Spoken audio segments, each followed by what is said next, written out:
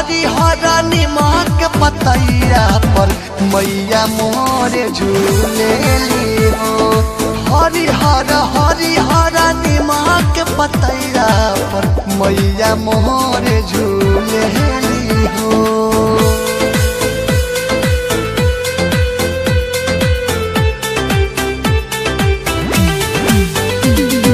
ललचा recording studio Gopalganj.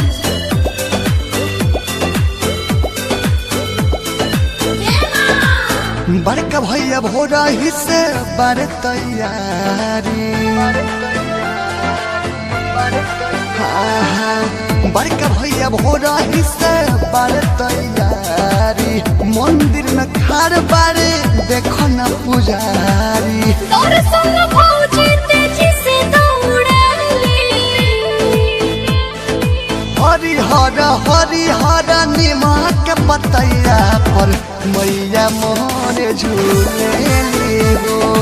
हरी हरा निमक पतैया पर मैया मोरे झूलेली हो।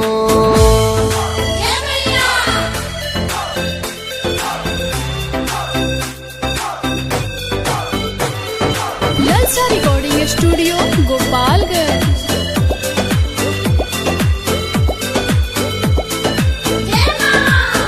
बड़ी पवन लागे मैया के नगरी। बड़ी पवन लागे मैया के नगरी। वहियो न गिरे देली भगतन के पगड़ी।